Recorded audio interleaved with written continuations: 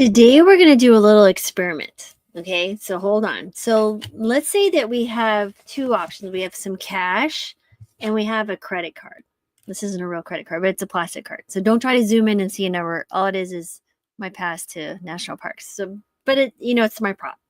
So let's say that you go shopping and you don't have a credit card, right? You just have cash. So when you're looking to buy something, you understand you have limited amount of funds or resources that you can spend on, correct? Right? So this cash has its value, it's $60. So here versus a credit card, right? A credit card, it's not quite the same thing. It's not tangible. You can't see it. You probably have a lot more limit there. So this is what we're going to talk about, how willpower is really not your success, is not your secret to success, but I'm going to talk to you about what is. And what I want you to start thinking about is how willpower is like cash. You have a limited amount of it every day. And something else is like the credit card. Okay, so let's jump into that today. That is really what I wanted to talk to you, is thinking, what do I have limited of, but what do I have more unlimited of? Okay. So if you think about this, if you've ever felt like you're constantly battling yourself, trying to eat healthier, for example, exercise more, or stop procrastinating, you're not alone. So first of all, most people believe they just need more willpower, limited amounts, to make better choices. But what if I told you willpower is a terrible long-term strategy? So instead, you need a system where success happens automatically. And now the secret is understanding that willpower is like cash and habits are like compounding interest in a bank. So let me go further explain. So if willpower is like cash, it's limited and exhaustible. So imagine you start your day with $60 of willpower in your mental wallet. Every time you resist temptation or force yourself to do something new, you spend from this reserve. You resist the urge to hit snooze, $20 gone. You avoid the office donuts, $20 gone. That might be 40, but you get my idea. You make yourself go to the gym after work. The last $20 is gone, right? So by the end of the day, your willpower is bankrupt. There's nothing left, right? You default back to old habits, ordering the takeout, skipping workouts, doom scrolling on social media. The problem is willpower is a depleting resource. It's unreliable. If you rely on sheer force of will to change your habits, you'll always feel exhausted and frustrated. Now, habits are like compounding interest. They're working for you or against you. Okay, so now imagine shifting from spending cash to building long-term wealth. So instead of using willpower to make decisions, you invest a little bit up front of habits that grow automatically over time, like a bank account earning interest. Let's talk about good habits. These are your smart investments. If you drink a glass of water every morning, it becomes automatic. If you take a 5-minute walk daily, it soon feels effortless. If you meal prep on Sundays, eating healthy becomes second nature. So, for example, if you want to floss your teeth, it's best to do it before you brush your teeth than after. You're like, well, why? Because remember, you already brush your teeth twice a day. Well, if you're not, you should. Let's start there. But if you are, if you brush your teeth, you should floss after that because you're doing something already that's already automatic. You don't think about, not brushing your teeth. Like you just do it, right? You bring your toothbrush when you travel. If you forget, it's one of the first things you ask for. It's like, do you have a toothbrush I can buy? Those are things. So if you anchor it to something that you're already doing, you're more likely to do it. Hence the glass of water by the sink. So these are the investments into the good habits. Now, small, consistent behaviors compound over time, right? And soon you don't have to think about them and they just happen. No willpower required. Now, bad habits are like the credit card debt, right? On the flip side, neglecting your habits is like putting everything on that high interest credit card. You skip your workouts today, your interest accumulates as muscle loss. You eat ultra processed foods daily, the debt compounds as sluggish energy. mindlessly scroll at night, and your balance grows in lost sleep and fatigue. So bad habits don't just sit still, they accumulate negative momentum. Just like those high interest credit cards, they accumulate very rapidly, and you're not even thinking about it. Let's talk about next about your environment, the hidden, what I would call the hidden burglar that steals your willpower. Now, let's talk about something that's even more and more powerful. Like, this is so much more powerful than your habits, is really your environment. If you think of willpower as cash, then your environment is either, let's say, a high security vault or an open door for the burglars just to walk in. When your environment works against you, consider it like a willpower thief, right? So picture this. You set a goal to eat healthier, but there are cookies on the counter. Every time you walk by, it robs you of a little bit of willpower. Your phone sits next to your bed, so you stay up scrolling late, draining energy, robs you a little bit more willpower. Your couch faces the TV, making it easy to binge instead of move, robs you a little bit more willpower. So every time you resist a temptation in your environment, it's like someone's stealing money. Like you're just giving away. It's like burning cash, right? You're burning your willpower, right? Because you set your environment up for you to fail. So this is why you look at this and you wonder why you feel broke. You're broken from the willpower. Last year, just like, I can't do this. I don't understand why people, seem to have so much willpower and discipline. They're not more disciplined or more willpower than you. They've just become very adept at creating a different type of environment. They're very good at habit architecture. And that's what we're going to learn more.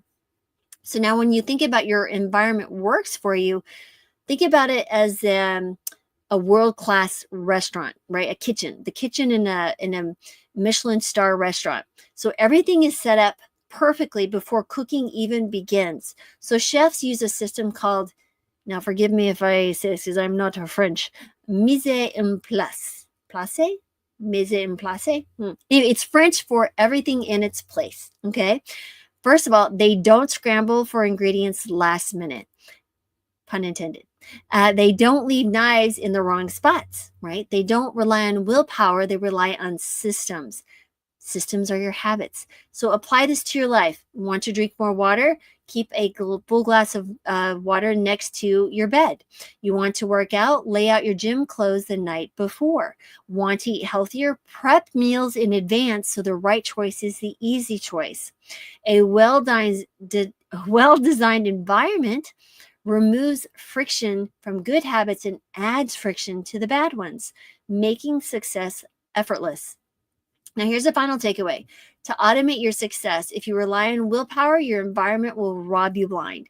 If you rely on habits, success compounds automatically. So you can either live in a house where your habits are constantly being stolen out the door, leading to exhaustion and failure, or design your life like a Michelin star kitchen where every element is set up for effortless success. Okay, so that's what I would say. What should be your challenge? Well, what's the one small change you can make in your environment right now to stop wasting willpower and start compounding good habits? Drop in the comments below because I'd love to know what you guys come up with. And if you liked my props, you could say yes to that. If you don't, you can keep your opinions to yourself. Yeah, I'm just kidding. I'm always open to constructive feedback, please. So that would be my suggestion for you guys. Let's think about how we can architect our environment to promote the habits that we want and not the ones that we don't want to partake. Chef AJ said, if it's in your house, it's in your mouth. It's just a matter of time. So think about that. Make home your safe space. Make home work for you. And then you can start thinking about, as you build those habits, you'll find your ability is much better. So for example, we're in the RV now, right? We're traveling. We're in our 8th month of this RV. There are some habits that have followed me through multiple changes in location. And that's walking. So it's, even though the environment's same, but I do it at the same time of day, every day. And it doesn't matter where I am. If I'm traveling, I walk. I look for hotels that allow me to walk, or if they have a gym, I can walk on the treadmill. That happens. Number 2, I have my smoothie. I wasn't going to buy an RV that wouldn't handle my Vitamix. If it couldn't handle that Vitamix, I'm not buying the RV. So we found the RV that found it. And the next thing about that is when you're traveling, if I can't do a smoothie, what I look for is a place with oatmeal. Starbucks everywhere. I do their oatmeal and their blueberries, and that'll be my satisfaction until I can get back to my smoothies. So those habits are so strongly ingrained in me that I will manipulate my environment wherever I go. Think about, these are so important to me that I make sure they happen. It's like taking your toothbrush when you travel. That's the one thing, right? When I know that there's a potential that we might have a delay, I bring my toothbrush, I bring a snack. Those are some of the things that you need to be thinking about. When I travel, I bring literally my Twinings Earl Grey tea. This is literally on my bucket list to go see this tea shop in London. This is how much I love this tea. So I literally will pack Earl Grey in my backpack and in my purse. So I always have it. There's no excuses. So again, there's just going to be a few things. What are those things that you can do? Start thinking about how you can map or put in your GPS. You already have this incredible brain that want to work for you, right? These habits just need the GPS put in. Like, where is it you want to go? And it'll start thinking about how to do that. Now, there are absolutely some things you can use your willpower to start, but if you set it up correctly, what you'll find is this habit builds momentum on its own, and you start saving, and you're like looking at this compounding interest, and then a year later you're like, holy moly, look at where that habit took me. It took me to the finish line of my marathon that I planned, right? So this is how we think about it. You are brilliant habitat architects waiting to be sprouted. Just think of it that way. So I hope you found that at least partly amusing.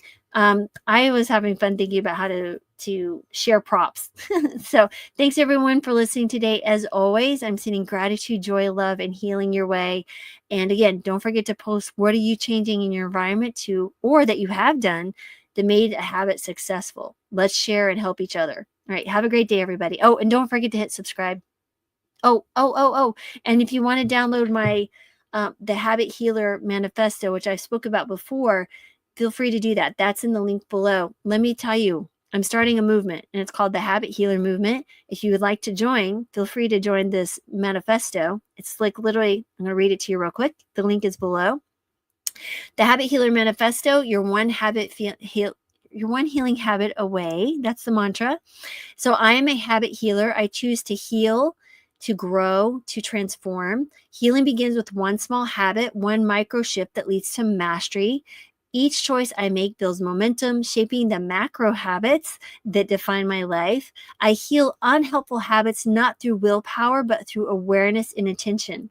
I create healing habits that nourish my body, mind, and spirit. This is not just about me. My healing ripples outward. As I thrive, so do my relationships, my community, and the world around me.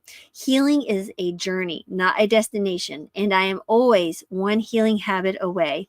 I am a habit healer. So check it out. The link is below. Thanks everyone again. Sending gratitude, love your way. Bye.